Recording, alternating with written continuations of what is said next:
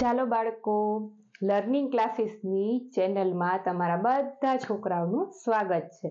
ચાલો આજે તમે અને હું આપણે બધા ભેગા મળીને 9મા ધોરણનું સરસ મજાનું એવું પ્રકરણ નંબર 2 જેનું નામ છે બહુપદીઓ શીખીશું. બરાબર. હવે બહુપદી તમે 8મામાં પણ ભણી ગયા છો શાયદ. 8મામાં પણ થોડા ઘણા સૂત્ર તમે શીખી ગયા છે બહુપદી એટલે શું, અને આગળ 10મામાં પણ બહુપદી આવશે એટલે યાદ રાખજો. બરાબર. 9મામાં આજે બધું ભણવામાં આવે છે બહુપદી વિશે, ખાસ યાદ રાખજો. આ એનો પાયો છે. જેમ કેમ ઇમારત ચણાતી હોય, બિલ્ડિંગ કોન્ટ્રાક્ટર તમે જોતા હશો, ઇમારત ચણાતી હોય એનો પેલા પાયા નાખે, એવી રીતે 9મા ધોરણના અમુક ચેપ્ટર છે એ 10મા ધોરણના પાયા સમાન છે. એટલે આમાં જે બેઝિક આવે છે 9મા ધોરણમાં એક પછી આગળ વિસ્તૃત સ્વરૂપમાં 10મા ધોરણમાં આવશે. એટલે તમે આ બહુપદી ચેપ્ટર તો ખાસ 9મા ધોરણનું યાદ રાખજો. આગળ હજી 10મામાં આનાથી અઘરા સૂત્રો એમાં આવી શકે એમ છે. બરાબર. ચાલો હવે બહુપદી આપણે આગળ દાખલા ગણતા પહેલા થિયરી છે એ સમજી લઈએ. બરાબર. આ પાઠમાં આપણે ખાલી થિયરી જ સમજીશું કે બહુપદી એટલે શું, એમાં શું આવે છે. ચાલો તો આપણે શરૂઆત કરીએ બહુપદીઓ. ચેપ્ટરના નામ ઉપરથી જ ખબર પડી જાય બહુપદી એટલે શું. અહીં આપણે એને વિસ્તૃત છૂટું પાડીએ, એ તો બધાને બહુ આવડે હો. બહુ વત્તા પદ, એક થી વધારે પદો હોય એને બહુપદી કહેવાય. ચેપ્ટરના નામ ઉપરથી જ આપણે અનુમાન કરી શકીએ કે બહુપદી એટલે એક કરતા વધારે પદ એમાં હશે. પણ બહુપદી માટે અમુક જે શબ્દો છે એ આપણે સમજવા બહુ જરૂરી છે કે બહુપદીમાં કયા કયા શબ્દોનો ઉપયોગ થાય છે. તો સૌથી પહેલા છે ચલ. હવે છોકરાઓ કોઈ કહેશે ચલ કોને કહેવાય, ચલ કોને કહેવાય, તો મેં વ્યાખ્યા થઈ એટલે જો છોકરાઓ નોટ કરવું હોય તો નોટ કરી લેજો બુકમાં. વ્યાખ્યા પણ પૂછાઈ શકે, ખાલી જગ્યામાં પણ પૂછાઈ શકે. બરાબર. ગમે એ રીતે પૂછવું હોય તો પૂછાઈ શકે છે કે ચલ એટલે શું, તો કે તે કોઈ પણ કિંમત ધારણ કરી શકે છે. ચલ છે એ કોઈ પણ કિંમત ધારણ કરી શકે અને એને દર્શાવવા માટે એક્સ વાય ઝેડ પી ક્યુ આર વગેરે ગમે એ સ્મોલ મૂળાક્ષર ABCD ભણ્યા છો ને છોકરાઓ, એમાં જે સ્મોલ લેટર્સ આપણે કહીએ, બરાબર, કેપિટલ નહીં, સ્મોલ ગમે એ મૂળાક્ષર છે એમાં આવી શકે એને દર્શાવવા માટે. બરાબર. ચલને દર્શાવવા માટે એને કહેવાય ચલ. જોઈએ આગળ શું કે છે. એમાં આવે છે એક ચલ બહુપદી. ચલ તો જોયેલું, ચલ એટલે શું, કોઈ પણ કિંમત ધારણ કરી શકે. એક્સ વાય ઝેડ હોય, પી ક્યુ આર હોય અને ABC એ હોય, એ મૂંઝાણું ને બરાબર ગમે એ સ્મોલ લેટર્સ એમાં આવી શકે એને કહેવાય ચલ.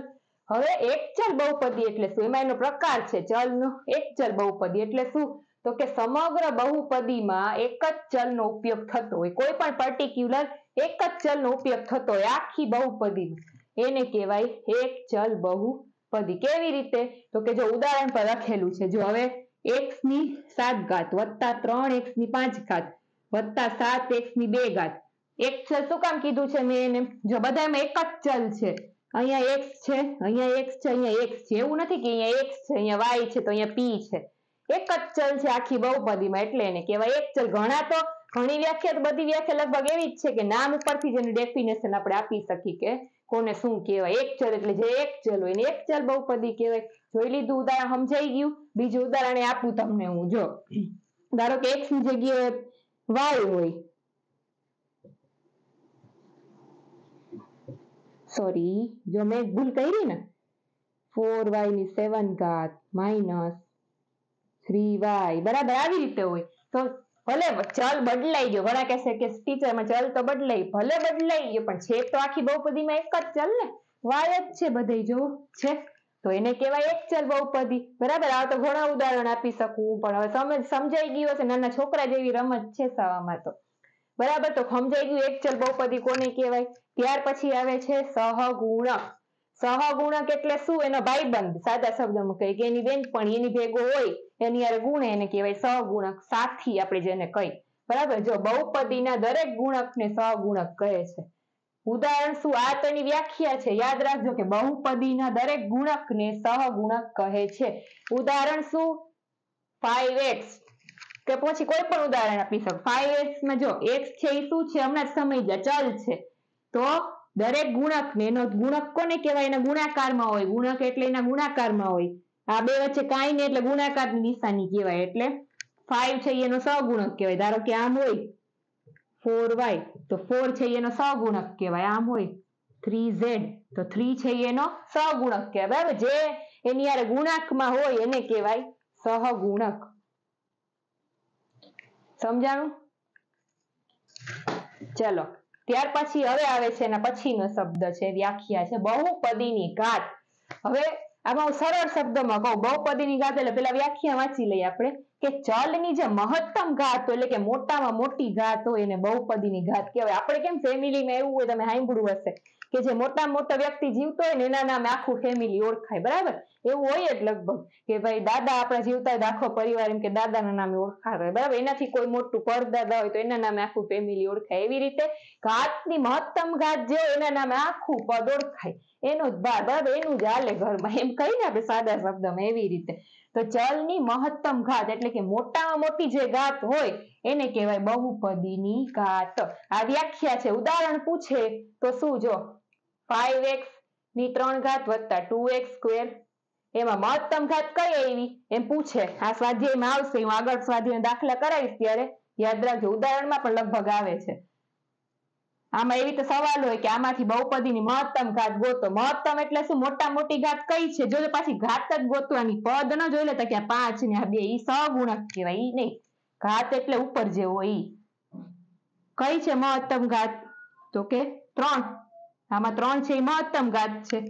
2 તો એનાથી નાની છે. મોટામાં મોટી ઘાત તો એ લેવાની. 3 છે એ મહત્તમ ઘાત છે એટલે 3 આવશે. સમજાણું? બીજું એક ઉદાહરણ તમને આપું. ધારો કે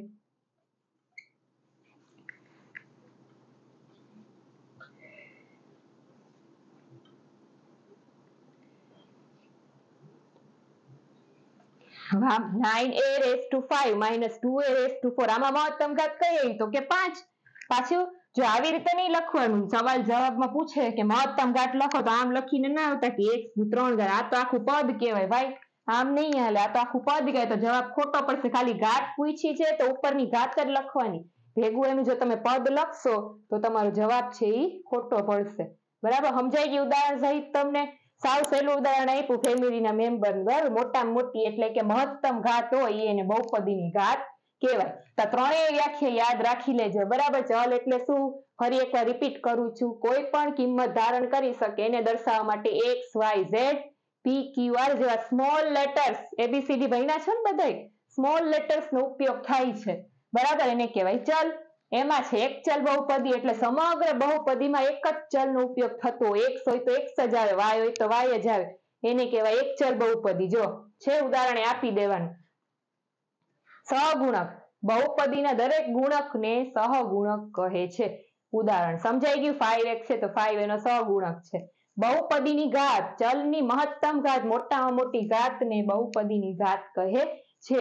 5x ને 3 વત્તા 2x સ્ક્વેર છે 3 છે એની મહત્તમ ઘાત છે.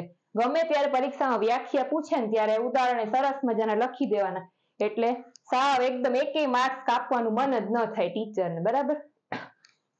ચાલો આ તો આપણે જોયું ચલ ને એના વિશે બહુપદીનું બેઝિક ઇન્ટ્રોડક્શન આપણે જોયું. હવે ત્યાર પછી પ્રકાર છે બહુપદીના. પહેલો છે એના પદની સંખ્યાના આધારે પ્રકાર. બરાબર? કે બહુપદીની જે પદ છે એની સંખ્યાના આધારે ને કેટલા પ્રકાર છે એના? તો કે 3 પ્રકાર છે. એકપદી, દ્વિપદી અને ત્રિપદી. હવે ના ઉપરથી બધા મનમાં બોલવા જ માંડ્યા છે એકપદી એટલે એક પદ હોય, દ્વિપદી એટલે 2 પદ. બરાબર છે, એમ જ આવે, એમાં કાંઈ ખોટું નથી. પણ આપણે ગણિતની ભાષામાં વ્યાખ્યા લખવાની હોય છોકરા. તમે તમારી ઘરની ભાષામાં લખી ના શકો એટલે આપણે વ્યવસ્થિત રીતે આવી રીતે લખવાનું. એકપદી કોને કહેવાય? તો કે આપેલ બહુપદીના પદોની સંખ્યા એક અને માત્ર એક જ હોય. જો હવે આ ઘાતની વાત હતી, હવે આમાં પાછી પદની વાત આવે છે. આપેલ બહુપદીના પદની સંખ્યા એક અને માત્ર એક જ હોય એને એકપદી કહે છે. જો ખાલી આટલું જ પદ હોય, x ની 5 ઘાત, x ની 2 ઘાત, 3y ની 7 ઘાત, તો આ બધાને શું કહેવાય? એકપદી. એક જ પદ છે, બીજું કે એમાં પદ દેખાય તમને નથી દેખાતું તો આને કહેવાય એકપદી. કોક કહેશે 3y પણ 3 તો એનો સહગુણક છે કે પદ એ આખું ભેગું જ પદ કહેવાય, એની સાથે જ હોય. કોક કહેશે આમાં તો છે નહીં સહગુણક, આમાં કાંઈ નહીં ને એટલે એનો એક સહગુણક તો હોય જ, 1 તો હોય જ. બરાબર? તો આ બધાને શું કહેવાય? એકપદી કહેવાય. ત્યાર પછી છે દ્વિપદી. તો કે આપેલ બહુપદીના પદોની સંખ્યા 2 હોય એને દ્વિપદી કહેવાય. જો ઉદાહરણ 3y² - 7 બે પદ થયા, પેલું પદ ને બીજું પદ થયા બે પદ. 7x ની 9 વત્તા 3x ની 7 ઘાત બે પદ થયા, 1 ને 2 થયા બે પદ. અત્યારે આપણે પદ ઉપર જ ફોકસ કરવાનું, ઘાત નથી જોવાની. ઓકે, આમાં ઘાત નથી એટલે એવું નહીં, પણ પદ જોવાના છે. બે પદ છે, દ્વિપદી ઘાત કહેવાય આને, બરાબર. 1 ને 2 બે પદ છે એટલે એને કહેવાય દ્વિપદી ઘાત. ઉપર કેમ એક પદ હતું, એમાં આવી રીતે આમાં બે પદ હોય તો દ્વિપદી. પદની સંખ્યાના આધારે કહેવાય પ્રકાર, બરાબર. ત્યાર પછી છે ત્રિપદી. આપેલ બહુપદીના પદની સંખ્યા 3 હોય એને કહેવાય ત્રિપદી. હવે જો 3 પદ વાળું આવ્યું, 7x ની 3 ઘાત માઇનસ 5x ની 2 ઘાત વત્તા 9. કેટલા પદ છે? આખે આખું પદ જ ગણવાનું. આ 1 2 આ 3 છે, 3 પદ, તો શું કહેવાય આને? ત્રિપદી. સમજાણું બધાયને? એક પદી, દ્વિપદી ને ત્રિપદી કોને કહેવાય? આ હતું બહુપદીના પદોની સંખ્યાના આધારે પ્રકાર. એક પદ હોય તો એક પદી કહેવાય, બહુપદીના પદની સંખ્યા 2 હોય તો દ્વિપદી કહેવાય, અને આપેલ બહુપદીના પદોની સંખ્યા જો 3 હોય તો એને ત્રિપદી કહેવાય. ઉદાહરણ પણ આપી દીધા, બરાબર. ચાલો, સમજાઈ ગયા બધી વ્યાખ્યા, ચલ, સહગુણક, બહુપદીના પદની સંખ્યાના આધારે એના પ્રકાર. ચાલો, સમજાઈ ગયું? નોટ કરવું હોય તો નોટ કરી લેજો બધાય બુકમાં, બરાબર. ચાલો, ત્યાર પછી આગળ જોઈએ. હવે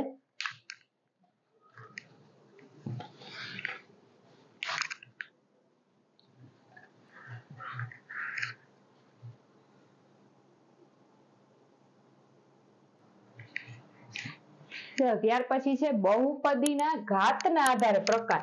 જો મેં આલાય રાખ્યું જ છે અહીંયા, એટલે તમને ડિફરન્સ ખબર પડે. અહીંયા શું હતું? બહુપદીના પદની સંખ્યાના આધારે પ્રકાર 3 પડતા હતા, જ્યારે હવે એની ઘાત, બહુપદીના ઘાતના આધારે કેટલા પ્રકાર પડે? તો કે પણ એ પણ 3 જ છે. એક ઘાતી, દ્વિઘાતી, ત્રિઘાતી છે. આની જેમ જ નામ છે, એકપદી, દ્વિપદી, ત્રિપદી. એવી રીતે એક ઘાતી, દ્વિઘાતી અને ત્રિઘાતી. એક ઘાતી એટલે શું?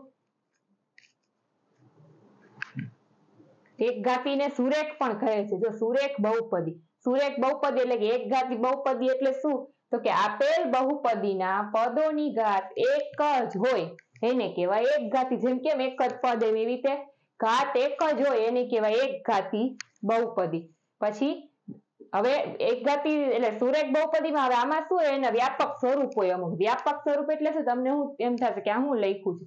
વ્યાપક સ્વરૂપ એટલે શું? ધારો કે આપણે કેમ ઓલી, તમે નાના હતા હશો ત્યારે કદાચ ઓલી ગેમ કે અત્યારે પણ આવે છે, ત્યારે પણ તમે રહીમાં ઓલી ક્લે માટીની ગેમ આવે, બરાબર. એમાં એની ભેગા અમુક બીબા આવે, અમુક ડિઝાઇનના કે કાર્ટૂન કેરેક્ટર હોય કે ગમે એનિમલ્સ હોય, એવી રીતે અમુક બીબા એની ભેગા આવે કે એમાં આપણે કોઈ પણ કલરની ક્લે ભરી અને બીબા પાડીએ એટલે એના જેવું જ બને. તો આ બીબું છે એક જાતનું વ્યાપક સ્વરૂપ. આમાં તમે ગમે આ બીબું છે, બરાબર. આમાં તમે ગમે એ સંખ્યા ભરી શકો એટલે એના જેવું સ્વરૂપ થઈ જાય. એવી રીતે બીબામાં કેમ ગમે એ માટી ભરે એના જ જેવો આકાર થાય, એવી રીતે આને બીબું કહેવાય આપણે ગુજરાતી શબ્દમાં કહીએ તો, વ્યાપક સ્વરૂપને. તો હવે આનું વ્યાપક, બધાયના વ્યાપક સ્વરૂપ છે. પેલા આનું શું છે? તો કે જો ax + b એનું વ્યાપક સ્વરૂપ છે. આ એના સહગુણક છે. આ શું છે? ચલ. યાદ છે ને? આ ચલ છે, એનો સહગુણક છે, અને આ અચલ પદ કહેવાય, બરાબર. હવે વ્યાપક સ્વરૂપ ax + b છે, જ્યાં a b છે belongs to r. એટલે શું? કે r એટલે શું? આગલા ચેપ્ટરમાં ભણી ગયા. r એટલે વાસ્તવિક સંખ્યા, રિયલ નંબર્સ. રિયલ નંબર્સ વાસ્તવિક સંખ્યામાં કઈ કઈ સંખ્યા આવે?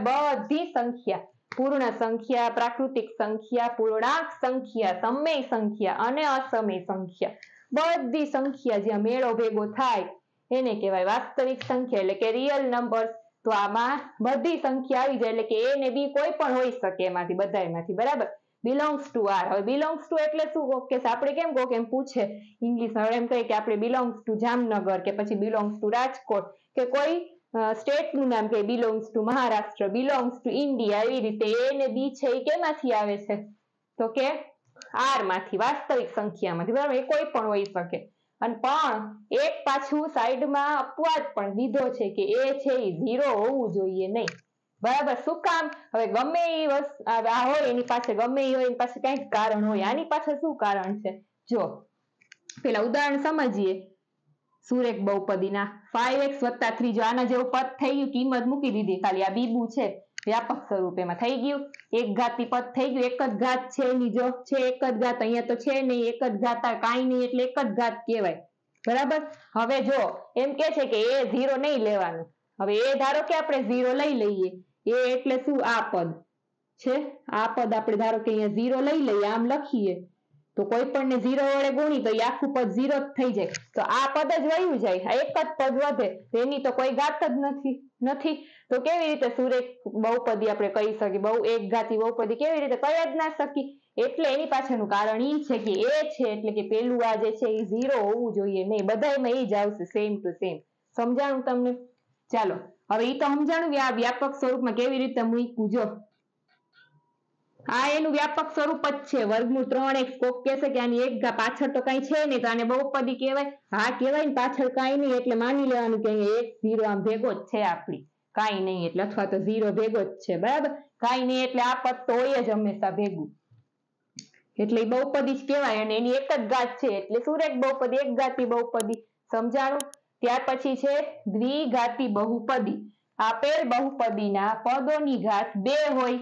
એને દ્વિઘાતી કહેવાય છે વ્યાપક સ્વરૂપ શું એનું પાછું બીબું હોય એવું જોવો છોકરાઓ ax² + bx + c જો બહુપદીના પદોની ઘાત 2 છે બહુપદીના પદોની ઘાત એટલે કે મહત્તમ ઘાત 2 છે ગમે એ પદમાં છે 2 તો એને દ્વિઘાતી કહેવાય મહત્તમ ઘાત 2 હોવી જોઈએ આમાં મહત્તમ ઘાત 1 હોવી જોઈએ આમાં મહત્તમ ઘાત 3 હોવી જોઈએ સમજાણું મોટામાં મોટી ઘાત હવે શું કે છે એમાં એમ કહેવાનું જો a b c છે belongs to r સમજાણું અને એ છે એ પાછું 0 તો હોવું જ ના જોઈએ આમાંય 0 ન હોવું જોઈએ તો આ નીકળી જાય 0 હોય તો આખું પદ નીકળી જાય તો ક્યાંથી દ્વિઘાતી પદ કહેવાય સ્ક્વેર વાળું પદ આખું નીકળી જાય તો દ્વિઘાતીમાં આવે ના આવે બે ઘાત ક્યાં આની હવે એટલે એ તો કોઈ દી 0 હોવો જ ના જોઈએ બરાબર કારણ સમજાઈ ગયું ઘણે ગોખાવી દેશે આટલી લાઈન પણ ભાઈ એનું કારણ તો સમજો કે શું કામ એને 0 નહીં લેવાનું હવે સમજાણું તમને ચાલો હવે એનું ઉદાહરણ શું કે છે 7x² + વર્ગમૂળમાં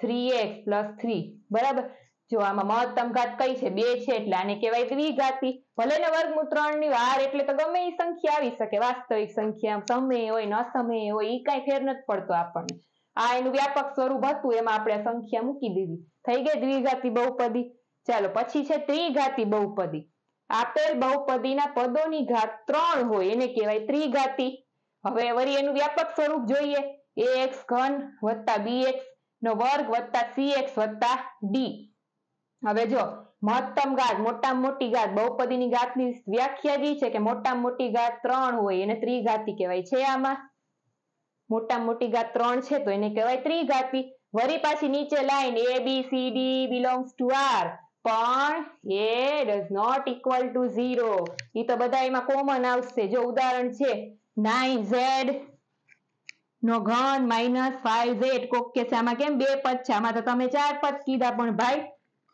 અહીંયા ભેગું જ આવશે હો જો અહીંયા આપણે કાંઈ પણ ધારી લઈએ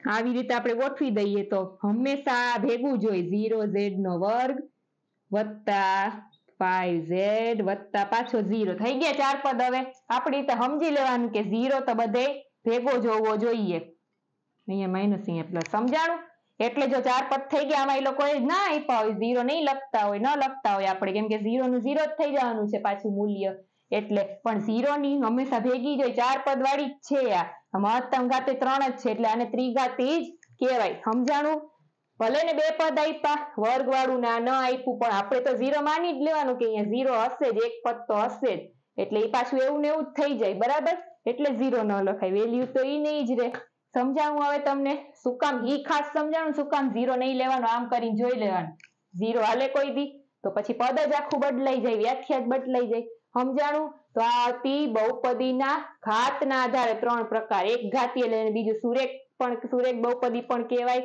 જેની ઘાત 1 હોય મહત્તમ ઘાત એનું વ્યાપક સ્વરૂપ જોયું દ્વિઘાતી એટલે જેની મહત્તમ ઘાત 2 હોય એને દ્વિઘાતી બહુપદી કહેવાય ત્રિઘાતી એટલે બહુપદીના પદોની ઘાત 3 મહત્તમ ઘાત 3 હોય એને ત્રિઘાતી કહેવાય વ્યાપક સ્વરૂપ જોયું ત્રણેયમાં એક વસ્તુ common a does not equal to 0 સમજાણું બાકી તમે ગમે એ સંખ્યા લઈ શકો પણ 0 એ છે 0 હોવો જોઈએ નહીં સમજાણું તો આ હતું બહુપદીના પદના સંખ્યાના આધારે પ્રકાર એમાં પદ આપણે જોતા હતા આ આવ્યું બહુપદીની ઘાતના આધારે પ્રકાર બરાબર તો અહીંયા આપણી આખી બહુપદીની થિયરી પૂરી થાય છે 2.1 ની જે થિયરી પહેલાની હોય એ બહુપદીની પૂરી થાય છે બરાબર ઇન્ટ્રોડક્શન હતું આમાં બહુપદી કોને કહેવાય, ચલ કોને કહેવાય, સહગુણક કોને કહેવાય. ત્યાર પછી બહુપદીના પ્રકાર જોઈએ સંખ્યાના આધારે અને એની ઘાતના આધારે. હવે તમે આગળ દાખલા ગણશો ને એટલે તમને છે ને થોડુંક સહેલું લાગશે. બરાબર બરાબર. તો હવે તમને છે ને હવે આના ઉદાહરણ કે આના કોઈ પણ સ્વાધ્યાય પેપર ટેકના દાખલા કે આવશે ને વ્યાખ્યા તો હવે તમને સમજાશે, કેમ કે તમારું બેઝિક ક્લિયર થઈ ગયું આ વ્યાખ્યામાં. બરાબર, ઉદાહરણ સહિત આપણે જોઈ લીધું, તમારે બેઝિક તમને ખ્યાલ આવી ગયો કે કોને કઈ બહુપદી કહેવાય. બરાબર, તો આના જેવું જ આ જ વ્યાખ્યાન અનુરૂપ એક ઉદાહરણ નંબર 1 છે આપણે જોઈ લઈએ. બરાબર, ત્યાર પછી 2.1 ચાલુ થશે. પેલા આપણે જોઈ લઈએ ઉદાહરણ નંબર 1.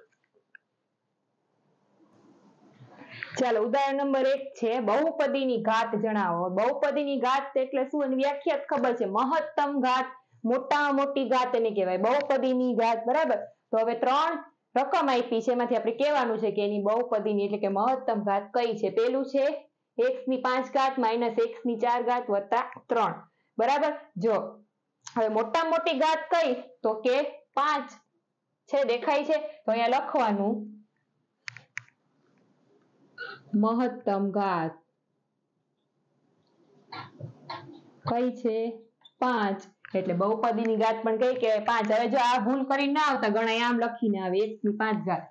ભાઈ એ ખોટો જવાબ છે, આ તો આખું પદ કહેવાય, આપણે ખાલી ઘાત જ કહેવાની છે. સમજાણું? એ ખોટો પડશે એટલે ખાલી 5 જ લખવાનું, દોઢા વેળા કરીને x ની 5 ઘાત લખીને આવતા નહીં કોઈ. બરાબર, તો આ છે બહુપદીની ઘાત. સમજાણું? ત્યાર પછી બીજો છે 2 minus y square minus y ની 3 ઘાત પ્લસ 2y ની 8 ઘાત. હવે મહત્તમ ઘાત કઈ છે દેખાય જ છે 8, તો લખી નાખવાનું અહીંયા મહત્તમ ઘાત, અથવા તો બહુપદીની ઘાત એમ લખો તો પણ ચાલે 8. બરાબર, પદ આખું નહીં લખવાનું, હજી ભૂલ ન કરી આવતા, ખાલી ઘાત કીધી છે તો ઘાત જ લખવાનું. પૂરા તમને એમ કે બધું લખું પૂરા માર્ક્સ મળે, ભાઈ એવું ના હોય. બહુપદ જે માંગ્યું હોય ને એ જ લખવાનું. બરાબર, ઘાત માંગી છે તો ઘાત જ લખવાની. હવે કોક કહેશે 2, ભાઈ આમાં તો કઈ ઘાત જ નથી, પણ જો કાંઈ ઘાત ન હોય એટલે 0 ઘાત સમજવાની. બરાબર, કાંઈ ઘાત ન હોય પદની એટલે કઈ ઘાત સમજવાની, 0 ઘાત સમજવાની. એટલે બહુપદીની ઘાત 0 થાય, કાંઈ નથી તો મહત્તમ ઘાત એની જ કહેવાય. બરાબર, બીજું તો કઈ પદ છે નહીં એમાં, તો મહત્તમ ઘાત કઈ આવશે 0 જ આવશે. સમજાણું? કાંઈ નથી, x y કાંઈ નથી, એના ચલ એ નથી, ખાલી રકમ જ આપી છે એની ઉપર કાંઈ નહીં એટલે 0 જ સમજવાનું. એની જગ્યાએ આમ આપે તો 0 જ સમજવાનું, 5 આપે તો 0 જ સમજવાનું. સમજાણું? અને 0 ને જ મહત્તમ ઘાત માની લેવાની, એટલે આમાં પછી મૂંઝાતા નહીં કોઈ. સમજાણું? તો આ હતું આપણું ઉદાહરણ નંબર 1. બરાબર, થિયરી આપણને આવડતી હતી એટલે આપણને ફટાફટ એના જવાબ આવડી ગયા. સમજાણું? આ થિયરી ઉદાહરણ 1 નો વિડીયો હતો. ત્યાર પછી 2.1 આપણે આપણા આગલા વિડીયોમાં જોઈશું. ત્યાં સુધી મારી લર્નિંગ ક્લાસીસની ચેનલને અને મને રજા આપો. ચાલો ફરીથી મળીશું.